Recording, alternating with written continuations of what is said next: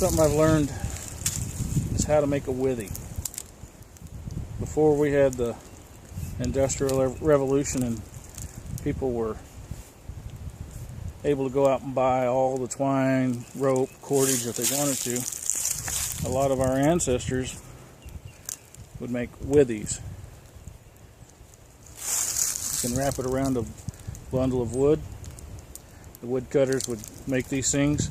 They wouldn't use them or make new ones every time, but they would take their bundle of sticks, bundle of wood, and granted they'd be longer than this, and they would wrap these things around their product for sale.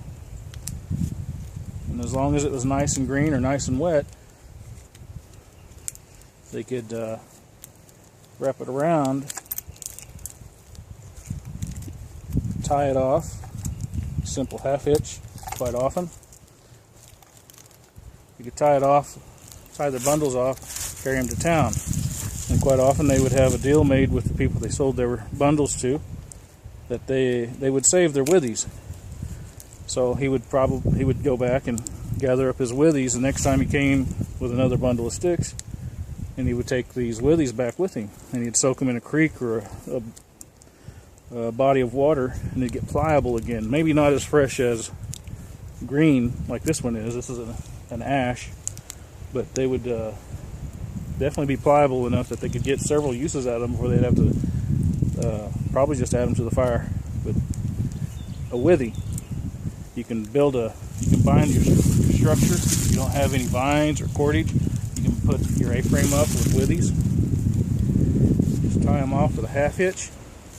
See how pliable that wood has become? What I did was I nubbed off these little, I want to keep that one so I can have something to use as a grip, so I thought. And you start twisting until you hear the fibers crack. Like that. And you just move down the stick. Move down the stick. There's some scar tissues on here, so it's not going to do well. You generally want fewer sticks. Willows work real good. And I think over in England they use willow and also hazel. But we don't have hazel here where I live. And then you kind of just crank it, and it's going to break above this. This section here is stiff because of some scarring, but you just crank it to loosen up the fibers. And there you have the withy.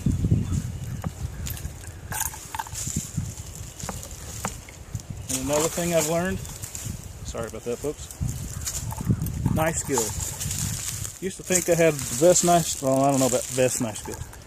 I used to think I had good knife skills. But I've got so many scars on my hands that prove otherwise, and there's a fresh one from last week.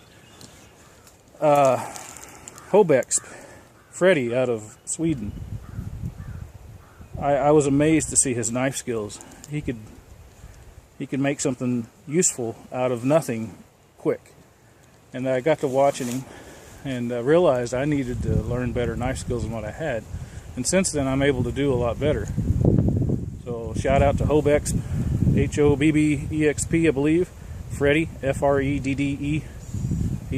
He's taught a lot of us a lot of things, and he's quiet, seems to be very humble, and wants to help people out. So if you have a chance, look at his site. So a couple of things that I've learned off of YouTube videos. Thanks a lot.